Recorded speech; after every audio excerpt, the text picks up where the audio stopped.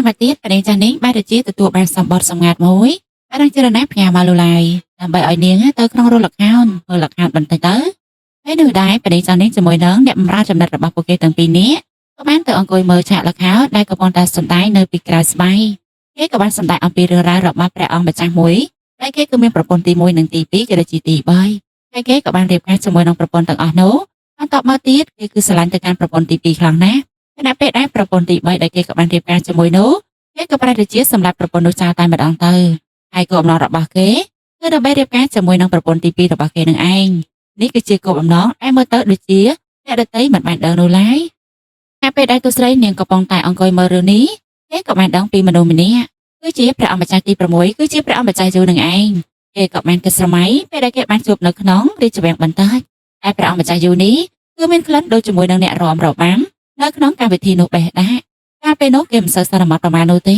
េក៏ប៉ុន្តែពេលនេះគេច្បាស់លាស់តែម្ដងហើយរឿងលក្ខខណ្ឌនេះក៏ពិតជាល្អមើលខ្លាំងណាស់ហើយបន្តិចក្រោយមកនាងក៏បានបញ្ចុះជាមួយនឹងព្រះអង្គម្ចាស់យូភ្លាមហ្មងណាខណៈពេលដែលគេកំពុងតែលើកជង្គង់ចោះនៅកំមុខរាជដំណាក់គេក៏ចាប់ផ្ដើមសួរនាំមួយចំនួនបន្តិចទៅតែពេលដែលព្រះអង្គម្ចាស់យូក៏បានសួរទៅកាន់នាងដែរតែព្រះម្ចាស់មកទីនេះមានការអ្វីទៅនាងក៏បាននិយាយថងតែម្ដងថានាងទៅតែមកពីមើលលក្ខខណ្ឌស្រមោលបន្តិចលក្ខខណ្ឌនោះសាក់រឿងក៏គួរឲ្យចាប់អារម្មណ៍ខ្លាំងមែនទែនតែគេមើលហើយបានដឹងពីផែនការរបស់ព្រះអង្គម្ចាស់យូតែម្ដងព្រះម្ចាស់យូក៏ធ្វើជាឆ្ងល់សួរទៅកាន់នាងវិញតើផែនការអ្វីទៅខ្ញុំមិនចូលពីពាក្យសម្ដីរបស់នាងនិយាយនោះទេនាងក៏ចាប់ផ្ដើមនិយាយត្រង់ទៀតថាផែនការរបស់លោកចង់រៀបការជាមួយនឹងខ្ញុំបន្ទាប់មកគឺសម្រាប់ខ្ញុំចោលដើម្បីកាន់កាប់នៅកងទ័ពទាំងអស់ដែលនៅទិសភាគយប់ហើយក៏បានទៅក្រាបទូលទៅកាន់ព្រះអង្គដើម្បីទៅរៀបការជាមួយនឹងប្រពន្ធទី2របស់លោកដែលមានឈ្មោះថាសៀនយីនេះគឺជាផែនការដែលមិនច្បាស់លាស់ហើយមែនទេ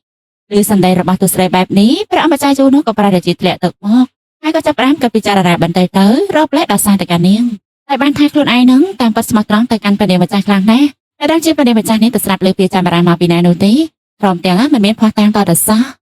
តែពេលលើបែបនេះព្រះនាងក៏បានតទៅវិញថាគេនឹងចង់បានភ័ស្តុតាងណៃចឹងទៅមានអីឥឡូវមើលនៅលើខ្លួនរបស់លោកតែម្ដងទៅតែបានពាក់នៅក្លិនក្រអូបមួយយ៉ាងដែលវាធ្វើពីភ្នែកឆ្មាដែលមានស្រស់ប្លែកថ្លាធម្មតាហើយវាក្លិនដូចជាមួយនឹងអ្នករាំរបាំឈ្មោះសានយីនោះបេះដែរនេះមែនទេគឺជាភ័ស្តុតាងច្បាស់កន្លែងតែម្ដងខ្ញុំមិនដែរចូលចិត្តនិយាយពាក្យប្រឌិតនោះឡើយខ្ញុំចូលចិត្តតែនិយាយពាក្យពិតហើយខ្ញុំក៏មិនចង់ឲ្យនរណាម្នាក់ដែលដើរបង្វែងផ្លូវដូចជាលោកនោះដែរតែពីថ្ងៃនេះទៅត្រូវនៅឲ្យឆ្ងាយពីខ្ញុំបន្តិចគេនិយាយចឹងហើយព្រះនាងម្ចាស់របស់យើងគេក៏បានចាក់ចែងទៅបានទៅព្រះម្ចាស់យូគ្មានអ្វីតបតជាមួយនឹងនាងមាននោះទេហើយខណៈពេលដែលកំពុងតែធ្វើដំណើរត្រឡប់ទៅការរៀបសម្រាប់វិញតែបម្រើរបស់នាងក៏បានជួយនិយាយដែរខ្ញុំម្ចាស់ខំប៊ីសនឹងលងចាញ់បើសម្រាប់ទៅកាន់ព្រះអង្គម្ចាស់យូទៅហើយរឹកស្មានថាគេគឺជាមនុស្សអាក្រក់មានកំណត់អាក្រក់បែបនេះតទៅសោះតែនឹងបើទៅគេទៅហើយជាសម្រាប់ល្អណាស់ដែលព្រះនាងម្ចាស់មិនបានជ្រើសរើសគេនោះអីហើយពួកនេះពួកគេទាំង3នាក់ក៏កំពុងតែជជែករឿងព្រះអង្គម្ចាស់នីមួយៗផងដែរអញ្ចឹងព្រះអង្គម្ចាស់ទាំងអស់សុទ្ធតែអាក្រក់តែពេលនេះគួរតែជឿទៅកាន់ព្រះអង្គម្ចាស់មួយណាទៅពេលនោះគេក៏បាននឹកដល់ទៅកាន់ទូប្រោះតែម្ដងថាមានតែគេតែប៉ុណ្ណោះដែលអាចទុកចិត្តបានជាមនុស្សម្នាក់តែគ្មានបានការនៅក្នុងរាជវាំងប៉ុន្តែចាំមើលតែត្រង់ហើយមានកំណត់នឹងជ្រៅជ្រះជាងអ្នកដទៃដែរក៏អត់បែបនេះទូស្រីនាងកំពុងតែប្រាប់ទៅកាន់កូនចៅថាគេគឺល្អប៉ុន្តែត្រូវចំណាយពេលមើលគេឲ្យយូរបន្តិចបញ្ហាសំខាន់របស់ពួកគេនៅពេលនេះត្រូវតែស្វែងរកមនុស្សម្នាក់ដែលមានក្លិនដូចជាមួយនឹងបេសកជនកាលពីថ្ងៃមុនជាមួយនឹងបរិសម្នាក់ដែលបន្លំធ្វើជាមន្ត្រីតើពួកគេទាំងពីរនាក់នេះជាមនុស្សតែមួយឬក៏ចឹងណាតែក្លិនរបស់ពួកគេគឺវាដូចគ្នាបេះដាក់តែម្ដងហើយបន្តិចក្រោយមកក៏កាត់បង្ហាញអំពីទូប្ររបស់យើងនេះវិញតែពួកគេជាមួយនឹងកូនចៅកំពុងតែនិយាយរឿងព្រះអង្គម្ចាស់យូនឹងការរំពឹងទុករបស់ពួកគេនៅពេលនេះគឺអាចកំចាត់ព្រះអង្គម្ចាស់យូចេញពីភ្នែករបស់ព្រះនាងចៅនាងបានហើយអ្នកបន្តមិនដឹងជានរណានោះទេពេលនេះដែរធានចានគេកំពុងតែសួរទៅកាន់ទូប្ររឿងតើតើជាមួយនឹងបញ្ជីខ្មែរនោះថាតើព្រះអង្គម្ចាស់ស្វែងរកតម្រុយអ្វីខ្លះបានហើយគេក៏បានដឹងដោយបានមើលឃើញនៅក្នុងនោះមានរបស់មួយដូចជាចម្លែកគេក៏បានបង្ហាញទៅកាន់ធានចានអំពីឈ្មោះរបស់បរិសម្នាក់ដែលគេគឺជាកូនប្រុសរបស់គ្រួសារចៅហើយគេគឺមានពាក់ព័ន្ធជាមួយនឹងការបំពុលក្នុងថ្ងៃកម្មវិធីលក់តែងតំណែងការពីថ្ងៃមុនបែបនេះធានចានគេក៏យល់តែម្ដងមានន័យថានៅពីក្រោយខ្នងរបស់ពួកគេគឺមានអ្នកបញ្ជាក៏ដូចជាបានរៀបចំនៅបញ្ជីនេះមែនទេបែបនេះគេក៏បានយល់ហើយក៏ចាប់ផ្ដើមបញ្ជាធានចានដើម្បីទៅស្វែងរកមនុស្សម្នាក់ដែលនៅពីក្រោយខ្នងនោះទៅហើយកាត់បានបង្ហាញអំពីទូស្រីនេះវិញកូនចៅរបស់គេកំពុងតែយករបស់មួយដែលគេទើបទៅស៊ើបបាននេះគឺជាថង់កោបដែលមានក្លិតដូចជាមួយនឹងកំពីខ្មៅហើយគេក៏បានហៅការពីថ្ងៃមុនដែលវានៅក្នុងព្រះវិហារនឹងឯងហើយរបស់នេះដែរគេក៏បានស្គាល់ថាគឺជាមនុស្សស្រីម្នាក់ដែលបានប្រើប្រាស់វានៅក្នុងព្រះវិហារនៅឯជិតនោះនាងក៏បានដឹងថ្ងៃស្អែកឡើងពួកគេនឹងទៅជួបហើយព្រឹកឡើងក៏បានមកដល់នាងក៏បានជួបជាមួយនឹងនារីម្នាក់នោះពិតមែន តែនាងកំពុងតែស្ថិតនៅក្នុងព្រះវិហារស៊ីជាពេលនេះដែរក៏បានសួរទៅកាន់ទូស្រីថានាងគឺជានរណាទៅមកជួបគេមានការអ្វីនោះទូស្រីនាងក៏បានកលែកមកនិយាយជាមួយនឹងនាងតែម្ដងទៅថាខ្ញុំគួរទៅហៅនាងគឺជាព្រះមហេសីកាងឬក៏ជាប្រពន្ធចងរបស់លោកកាងលូទៅនេះគឺជាប្រពន្ធរបស់លោកកាងលូនឹងឯងតែនាងគឺជាប្រពន្ធលួចលាក់នាងក៏បានរៀបរាប់គ្រប់បែបយ៉ាងថាអ្នកស្រីគឺមានពាក់ព័ន្ធជាមួយនឹងព្រះអង្គម្ចាស់កាងតើបានដឹងពីរឿងពាក់ព័ន្ធជាមួយនឹងបញ្ជីខ្មៅតែគេក៏បានប្រើប្រាស់នាងដើម្បីធ្វើក៏ដូចជាលួចចម្លងពីសភៅនោះបានដែរឬទេនិយាយដល់តើតើជាមួយនឹងកម្ពីខ្មៅបែបនោះអ្នកស្រីនោះក៏បានបដិសេធថាមិនយល់ពីអ្វីដែលនាងកំពុងនិយាយឡើយតែទូស្រីក៏ចាប់ផ្ដើមបញ្យល់តែម្ដងទៅហើយនាងក៏បានលើកឡើងថាក្លិនដែលមាននៅក្នុងព្រះវិហារនេះគឺជាក្លិនប្រកាសម្លិះព្រះរាជទ្រព្យហើយវាមានតែនៅក្នុងព្រះវិហារនេះតែប៉ុណ្ណោះដោយទូទាំងរាជធានីតែក្លិននេះគឺវាដូចជាក្លិនរបស់អ្នកហើយក៏ដូចជាមួយនឹងក្លិនសិភៅបញ្ជីខ្មៅដែលក៏ត្រាស់អំពីមន្ត្រីពុករលួយទាំងអស់ផងដែរពាក់ព័ន្ធជាមួយនឹងសិភៅទាំងអស់នោះគឺបាននិយាយអំពីអក្រិតកម្មរបស់ពួកមន្ត្រីពុករលួយប្រសិនបើជាអ្នកផ្ដល់នៅផុសតាងឲ្យខ្ញុំនឹងព្រមទាំងជួយទៅការនេះព្រោះថាបើសិនជានៅក្នុងរាជការអាចស្វែងរកឃើញថាព្រះអង្គម្ចាស់កាងគឺមានពាក់ព័ន្ធជាមួយនឹងការខົບខិតកិរិយាពុករលួយនៅក្នុងរាជវាំងនោះថ្ងៃក្រោយគេច្បាស់ជាបដិញ្ញគេចេញសង្ហើយអ្នកគួរតែថ្លឹងថ្លែងអំពីហេតុផលនេះតែសារនៅពេលដែលព្រះអង្គម្ចាស់កាងគេក៏ពាក់ព័ន្ធអ្នកស្រីក៏ពាក់ព័ន្ធជាមួយនឹងគេផងដែរមិនអាចរួចខ្លួនបាននោះទេប៉ុន្តែបើសិនជាអ្នកស្រីព្រមជួយខ្ញុំនោះខ្ញុំនឹងធានាជួយឲ្យអ្នកស្រីមានជីវិតរស់តទៅទៀតលើបែបនេះអ្នកស្រីនោះក៏ចាប់ផ្ដើមសួរពីមធ្យោបាយទៅកាន់បេឌីងសានីនតែម្ដងទៅនាងក៏ចាប់ផ្ដើមប្រាប់ពីមធ្យោបាយដ៏ល្អសម្រាប់ទេតែអ្នកស្រីនោះថាឲ្យតែអ្នកស្រីយល់ព្រមពេលនោះខ្ញុំនឹងផ្ដល់ជាថ្នាំមួយបន្លំធ្វើជាអ្នកស្រីស្លាប់ហើយរស់ឡើងវិញពាក់ព័ន្ធជាមួយនឹងអ្វីគ្រប់យ៉ាងគេនឹងមិនអាចតាមចាប់ទៅដល់អ្នកស្រីទៀតនោះទេលើបែបនេះអ្នកស្រីនោះក៏ចាប់ផ្ដើមយល់ព្រមជាមួយនឹងទូស្រីតែម្ដងទៅហើយមិនយូរប៉ុន្មានផែនការរបស់នាងក៏បានសម្រេចខណៈពេលដែលព្រះម្ចាស់កាងក៏ត្រូវបានព្រះរាជាតាមចាប់ហើយចូលមកដែរក៏បានសម្រេចផងដែរហើយខណៈពេលដែលគាត់កំពុងតែជាប់នៅក្នុងគុកទូប្រុសគេក៏បានទៅសុកទៅគាត់នៅក្នុងគុកបន្តិចខណៈពេលនោះដែរគ្រាន់តែឃើញទូប្រុសភ្លាមលោកម្ចាស់កាងក៏សើចអាយតែម្ដងពេលនេះផែនការរបស់ឯងគឺបានសម្រេចហើយមិនបាច់មកចំអល់លលើជាមួយនឹងយើងទៀតនោះទេទូប្រុសគេចូលទៅជួបជាមួយនឹងព្រះអង្គម្ចាស់កាងបែបនេះហេតុផលគឺដើម្បីចង់ដឹងរឿងមួយចំនួនតែរឿងទី1គេចង់ដោះដូរជាមួយនឹងព្រះអង្គម្ចាស់កាងនេះហើយតែយល់ព្រមជួយគេស៊ើបរកនៅជនល្មើសដែលធ្លាប់បំពុលគេកាលពីពេលមុនគេនឹងយល់ព្រមជួយប្រពន្ធកូនរបស់ព្រះអង្គម្ចាស់កាងនេះឲ្យរស់រានមានជីវិតមិនជាប់ពាក់ព័ន្ធជាមួយនឹងទោសប្រហារជីវិតនោះឡើយឬសម្ដីរបស់ទូប្រុសមើងម៉ាត់បែបនេះព្រះអង្គម្ចាស់កាងទ្រង់ក៏ប្រារព្ធជាចម្លែកថាតាមពិតទៅទូប្រុសនេះមិនមែនជាមនុស្សដែលទន់ខ្សោយគ្មានសមត្ថភាពអ្វីនោះទេហេតុផលដែលគេក៏បានចាស់ចាញ់ពីរាជវាំងហេតុផលគឺដោយសារតែគេបានទៅពង្រឹងនៅសមត្ថភាពរបស់គេហើយសមត្ថភាពគេគឺពិតជាមិនធម្មតានោះឡើយបន្ទាប់ពីដឹងចឹងហើយគេក៏បានឡកលើយតែបើសិនជាព្រះអង្គម្ចាស់មានសមត្ថភាពបែបនេះប្រកាសជាស៊ើបរកអ្នកដែលបានបំពុលនៅផ្លែឈេរីកាលពីពេលមុននោះដឹងច្បាស់ជាមិនខាននោះទេរឿងនេះហាក់ប្រកាសជាមិនពិបាកនោះឡើយលើសម្ដីរបស់ព្រះអង្គម្ចាស់កាងឡកលើយបែបនេះទូប្រុសគេក៏ប្រែទៅជាកើតកំពុងតែកើតព្រមទាំងក៏បានឆ្លងឆ្លើយទៅកាន់ព្រះអង្គម្ចាស់កាងវិញហើយព្រះអង្គម្ចាស់កាងនេះកំពុងតែនិយាយសម្ដីចាក់ដោតចំពោះគេនិងព្រះបិតារបស់គេទេតាសម្ដីរបស់ទូប្រុសបែបនេះព្រះអង្គម្ចាស់កាងទ្រង់ក៏បានលើកឡើងដែរបើសិនជាលោកមានភាពវៃឆ្លាតបែបនេះលោកនឹងទៅស៊ើបដឹងក្នុងពេលឆាប់ៗហើយខ្ញុំក៏សូមជូនពរលោកដើម្បីសម្រេចនៅបំណងក្នុងការស្វែងរកជនអក្រិតជននោះបានសម្រេចនៅពេលឆាប់ខាងមុខផងដែរពីសម្ដីចាក់ដោតរបស់ព្រះអង្គម្ចាស់កាងមួយរូបនេះក៏បានធ្វើឲ្យទូប្រុសដើម្បីទៅស្វែងរកដំរុយក៏ដូចជាស៊ើបបន្តទីពិសេសគឺពាក់ព័ន្ធជាមួយនឹងបិតារបស់គេនឹងឯងហើយដល់ពេលនេះគេកំពុងតែកសម័យរឿងអតីតកាលរបស់បិតាគេនឹងជាមួយគេកាលពីក្មេងផងដែ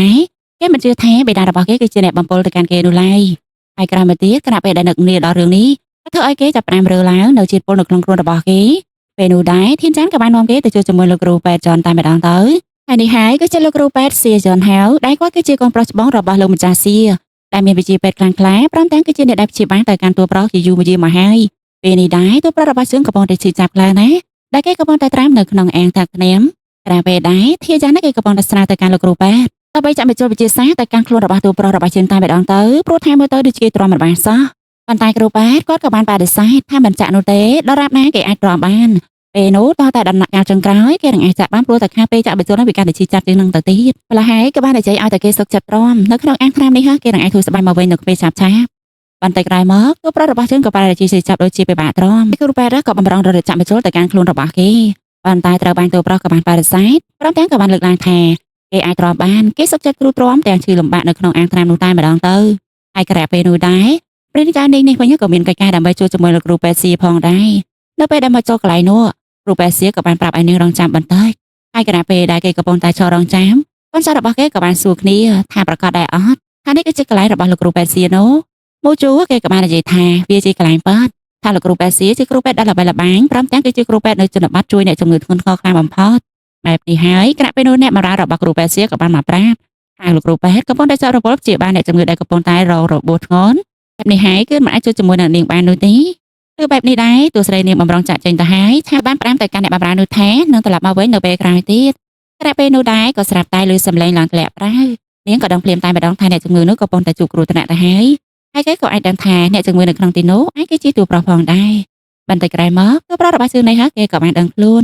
ហើយក៏បានធូរស្បែកមកវិញបន្តិចគណៈពេលដែលធានចាន់គេកំពុងតែខ្វាយខ្វាយទៅកាន់គូប្រុសរបស់ជើងខ្លាំងណាស់សួរដល់បន្តិចហើយរំពេចនោះគេក៏បានប្រទះឃើញនៅតំពាំងបៃជូអមតា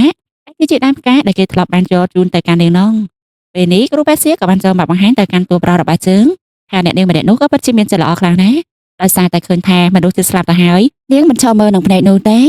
ដូចជាបែបនេះតួប្រុសក៏ដឹងភ្លាមតែម្ដងទៅថាអ្នកនេះគឺជាអ្នកណាហើយបន្តិចក្រោយមកគេជាមួយនឹងកូនចៅក៏ចាប់ផ្ដើមមកឈរមុខសំណាក់គ្រួសារវ័យទាំងគណៈអាទាតែម្ដងទោះបីជាមិនបានជួបនាងក៏ដោយហើយគណៈពេលដែលនោះព្រឹកឡើងក៏បានមកដល់ក៏បង្ហាញអំពីការកាត់ទោសទៅដល់គ្រួសារមួយទៀតគឺអ្នកស្រីសៀវដែលបានធ្វើរឿងដែលបានសន្យាជាមួយនឹងបណ្ឌិតចានីនឹងអ្វីៗគឺដើរតាមដំណើរការផែនការរបស់ចានីគ្រប់បែបយ៉ាងតែម្ដងហើយពេលនេះដែរនាងចានីកំពុងតែមកព្រះវិហារដើម្បីនិយាយរឿងគ្រប់យ៉ាងថាពួកដែលធ្លាប់បានធ្វើបាបគ្រួសាររបស់គ្រួសារគូកាលពីពេលមុននាងកំពុងតែកំទេចម្ដងបន្តិចហើយសង្ឃឹមថាគ្រួសារគូរបស់នាងនឹងរកយុត្តិធម៌បាននៅពេលឆាប់ជាមិនខានហើយពេលវេលាព្រឹកឡើងក៏បានមកដល់ក្រោយពេលដែរលោកអាម៉ែតកំពុងតែប្រកាសរាជសារប្រាប់ទៅកាន់បណ្ឌិតចានីដើម្បីចូលរួមអញ្ជើញនៅក្នុងកម្មវិធីប្រកួតក្បាច់គុននៅថ្ងៃស្អែកហើយនេះហើយគឺជាការប្រកួតក្បាច់គុនក៏បានចូលមកដល់មានទាំងជីសេះប្រណាំងបាញ់ព្រួញព្រមទាំងលេងបាល់អីចឹងទៅហើយនៅក្នុងនោះដែរក៏មានព្រះអង្គម្ចាស់ទាំងអស់ក៏បានចូលរួមលើកលែងតែព្រះអង្គម្ចាស់យូរតែប៉ុណ្ណោះហើយបរិជាមិនមានវត្តមាននៅក្នុងកម្មវិធីនោះតតែសោះហើយបន្តិចក្រោយមកក៏មានព្រះអង្គជាមួយនឹងម្ចាស់ស្ត្រីអេផ្សេងៗក៏បានមកចូលរួមគឺជាគណៈអធិបតីផងដែរហើយបន្ទាប់ពីបានជួបជុំគ្នាហើយអ្នកទាំងអស់គ្នានឹងជាពិសេសគឺព្រះអង្គម្ចាស់នីមួយៗក៏ចាប់ផ្ដើមគោរពទៅកាន់ព្រះបិតាអីចឹងទៅព្រះពេលដែលព្រះបិតារបស់គេវិញគ្រាន់តែជួបជាមួយនឹងបុត្រាទាំងអស់ហើយដូចជាខ្វាយខ្វល់អំពីសុខភាពរបស់ទូប្រុសខ្លាំងណាស់ហើយនៅទីនេះគឺវាត្រជាក់ទ្រង់កំពុងតែខ្វាយខ្វល់ហើយក៏បានដោះអាយក្រៅរបស់ទ្រង់នឹងដល់តែកាន់ទូប្រុសតែម្ដងទៅព្រះពេលដែលព្រះអង្គម្ចាស់ផ្សេងទៀតកំពុងតែមើលឃើញនៅនឹងភ្នែកដូចជាចំណេះបន្តិចដែរប៉ុន្តែមិនដឹងធ្វើយ៉ាងម៉េចនោះទេគណៈពេលដែរអ្នកដទៃទៀតកំពុងតែមានការងឿងឆ្ងល់ពីការយកចិត្តទុកដាក់របស់ព្រះអង្គចំពោះគួររបស់ជើងបងដែរហើយបន្តពីនោះមកព្រះអង្គទ្រង់ក៏បានកោះហៅសួរទៅកាន់ព្រះនាងចានីតែម្ដងទៅថានៅពេលនេះដែរព្រះនាងជ្រើសរើសស្វែងរកបានហើយឬនៅព្រះនាងក៏បានទូលទៅកាន់ព្រះអង្គតាមតំណែងចឹងទៅថាมันមានព្រះអង្គម្ចាស់មួយណាដែលពេញចិត្តទៅកាន់នាងនៅឡើយនោះទេក្រោយពេលដែលព្រះអង្គម្ចាស់នីមួយជាពិសេសគឺព្រះអង្គម្ចាស់នាងដែលគេមិនធ្លាប់បាននិយាយសាសងជាមួយនឹងព្រះនាងចានីម្ដងណាឡើយតែនៅចំពោះមុខព្រះអង្គម្ដងនេះគេក៏បាននិយាយក៏ជាកំណាព្យក៏ដូចជានៅពាក្យពេចន៍មួយចំនួនដើម្បីជូនទៅកាន់ព្រះនាងចានីក្នុងឱកាសនេះផងដែរហើយបន្ទាប់ពីព្រះអង្គម្ចាស់នាងគេក៏បាននិយាយរួចរាល់ក៏ចូលដល់វេនព្រះអង្គម្ចាស់លេងម្ដងគេក៏ចាប់ផ្ដើមមកនិយាយអំពីកំណាព្យរបស់គេជូនទៅកាន់ព្រះនាងចានីបន្តទៀតផងដែរក៏ប៉ុន្តែកំណាព្យរបស់ម្នាក់គឺមិនបានធ្វើឲ្យព្រះនាងចានីនឹងរំភើបចិត្តម្ដងណាឡើយហើយគេនៅតែបដិសេធចំពោះចិត្តល្អរបស់ព្រះអង្គម្ចាស់នីមួយៗដដែលហ្នឹងហើយបន្តមកទៀតក៏ចូលដល់វេនណាតួប្រុសរបស់ជើងម្ដងតែគេក៏បានចូលមកព្រមទាំងក៏បាននិយាយពីកំណាព្យរបស់គេតែកាន់ព្រះនាងចានីធ្វើឲ្យនាងស្ដាប់ហើយឡើងផ្លឹកផ្លាំងតែម្ដងតែអត្ថន័យនៅក្នុងកំណាព្យរបស់គេហ្នឹងគឺកំពុងតែនិយាយអំពីផ្កា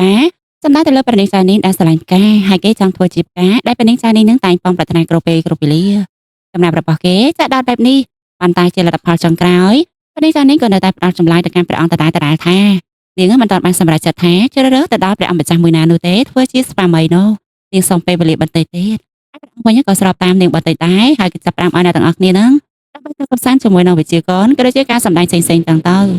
ហើយពួកគេទាំងអស់គ្នាក៏បានទៅតាមកន្លែងរៀងៗខ្លួនខណៈពេលដែរព្រះអង្គម្ចាស់លេនេះវិញគេនៅតែមិនអស់ចិត្តចំពោះអ្វីដែរព្រះនាងចានីសម្រេចចិត្តពេលនោះដែរបងប្រុសរបស់គេក៏បានសន្យាជួយទៅកាន់ទ្រង់ខណៈពេលដែលជួយក៏ប៉ុន្តែក៏ប្រែទៅជាព្រះនាងចានីនេះវិញនៅពេលដែលដើរមើលនេះមើលនោះក៏ប្រទះឃើញជាមួយនឹងបារោះពីរនាក់កំពុងតែនិយាយដើមអំពីអាយុជីវិតរបស់ព្រះអង្គម្ចាស់ហួរយ៉ាងហ្នឹងថាគេគឺជាមនុស្សដែលមិនមានបានការតតសាទៅជាហ៊ានទៅតែងកំណាប់អីឲ្យព្រះនាងចានីអញ្ចឹងទៅកំពុងតែនិយាយដើមព្រះនាងចានីក៏បានស្ដាប់លើ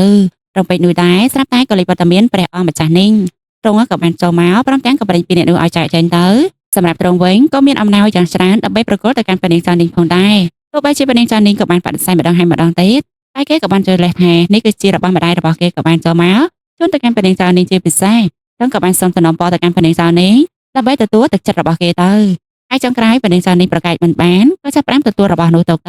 ៅហើយអ្វីដែលព្រះអង្គម្ចាស់នាងធ្វើក៏បានមើលឃើញទៅកាន់ព្រះអង្គម្ចាស់ហួររបស់ជើងដែរគេក៏កំពុងតែនិយាយដើមដង្ហើមដល់តែម្ដងថាព្រះអង្គម្ចាស់នេះគឺហាក់បីដូចជាមានទង្វើដូចជាមួយនឹងព្រះអង្គម្ចាស់យូបេដែរគេមាត់នោះទេប៉ុន្តែគេក៏ប្រែជាប្រើទង្វើចូលចិត្តទៅកាន់ព្រះនាងចានីដូចតែគ្នាហ្នឹង រីឯព្រះអង្គម្ចាស់ហួរគង់តែនិយាយអំពីព្រះនាងចាន់នាងជាមួយនឹងព្រះអង្គម្ចាស់នាងបន្តិចក្រោយមកព្រះនាងចាន់នាងក៏បានចូលមកដល់ហើយក៏បានអង្គុយទន្ទឹមគ្នាដោយចែកគ្នាពីនេះពីនោះបន្តិចទៅអ្នកដែលនាងកំពុងតែខ្វល់ខ្វាយពីការជ្រើសរើសស្វាមីខ្លាំងមែនទែននាងមិនដឹងថាគួរតែជ្រើសរើសម្នាក់ណានោះទេព្រោះថាមើលទៅដូចជាពិបាកទុកចិត្តខ្លាំងណាស់នាងកំពុងតែសម្លឹងទៅកាន់ព្រះអង្គម្ចាស់ហួររបស់យើងតែដែលទ្រង់វិញកំពុងតែមើលទៅកាន់អ្នកកំពុងតែប្រណាំងអេវផ្សេងចឹងទៅតែក្នុងអត្តន័យនិយាយសារសងគ្នាអំពីចិត្តស្មោះស្ម័គ្រចំពោះគ្នាទៅវិញទៅមកក្នុងពេលដែលមានបញ្ហាបែបនេះហើយក៏ជាតម្រូវដើម្បីឲ្យព្រះនាងចាន់នេះនឹងជ្រើសរើសនៅស្វាមីដ៏ល្អថាជាមនុស្សបែបណាផងដែរស្រាប់ការរៀបរាប់របស់តួប្រុសរួចរាល់ចាន់នេះនឹងក៏បានចាយចេញពីទីនោះមកស្រាប់តែមកចូលជាមួយនឹងបារម្ភម្នាក់ដែលកំពុងតែស្ទាក់ផ្លូវនាងនៅខាងក្រៅតែគេមានឈ្មោះថាស៊ូលីនដែលមករស់រានរបស់គេដូចជាមនុស្សប្រុសបានតាមតែមើលទឹកមកបន្តិចបន្តួចហាក់បីដូចជាមនុស្សស្រីអញ្ចឹងហើយគេមកអួតក្អេងក្អាងរីប្រព្រឹត្តដូចជាមនុស្សប្រុសដើម្បីមកការពារព្រមទាំងចង់ចូលជាមួយនឹងនាងនឹងឯងហើយបន្តិចក្រោយមកពួកគេទាំងពីរនាក់ក៏បានមកអង្គុយជាមួយនឹងគ្នាផឹកទឹកតែអញ្ចឹងទៅខណៈពេលនោះដែរគេក៏បានរៀបរឹកមកសុំស្នេហ៍ទៅកាន់ចានីរបស់ជើងតែដែលចានីវិញនាងក៏ចាប់ផ្ដើមបកស្រាយព្រមទាំងបកអក្រាបទៅកាន់គេតែម្ដងទៅថាតាមពិតទៅគេមិនមែនជាមនុស្សប្រុសនោះទេគេគឺជាមនុស្សស្រីតែងខ្លួនធ្វើជាមនុស្សប្រុសលើបែបនេះស៊ូលីណាគេក៏ចាប់ផ្ដើមសួរថាតើនាងមានផុសតាំងអ្វីទៅទោះស្រីនាងក៏ចាប់ផ្ដើមរៀបរាប់ពីក្លិននៅលើខ្លួនរបស់គេតែម្ដងទៅថាផ្កានេះក្លិននេះគឺមានតែមនុស្សស្រីតែប៉ុណ្ណោះដែលវាប្រើព្រោះថាមនុស្សប្រុសគេមិនដែលដាក់តាមខ្លួននោះឡើយចឹងហើយតាមពិតទៅអ្នកមិនមែនជាមនុស្សប្រុសនោះទេអ្នកគឺជាមនុស្សស្រីខណៈពេលដែលលើទោះស្រីបកអក្រាបខ្លួនបែបនេះនាងក៏ចាប់ផ្ដើមបេះនឹងយកដៃចាត់ការទៅទោះស្រីកន្សំទៅហើយប៉ុន្តែទោះស្រីរបស់យើងគឺមានភាពវាឆ្លាតខ្លាំងមែនទែននាងក៏បាននិយាយថាសម្រាប់គ្រួសាររបស់ពួកយើងទាំងពីរនាក់មិនមែនជាសត្រូវនឹងគ្នានោះទេប៉ុន្តែបើសិនជាអ្នកចង់ចាត់ការទៅកាន់ខ្ញុំក៏វាមិនអាចចាត់ការបានដូចដែរដោយសារតែដែលអ្នកបានញ៉ាំបាញ់មិញនេះគឺមានសារធាតុពុលនៅពេលលើបែបនេះស៊ីលីណូក៏ផិតភ័យភ្លាមតែម្ដងខណៈពេលដែរប៉នាងចៅលីងនេះក៏បានចាក់តែពីរទៀតហើយក៏បាននិយាយថាមិនអ្វីនោះទេកាលណាដែលមានជាតិពុលខ្ញុំក៏មានត្រាំបន្សាបឲ្យដែរឲ្យតែផឹកតែនេះទៅប្រកាសជាទទួលបានត្រាំបន្សាបជាមិនខែន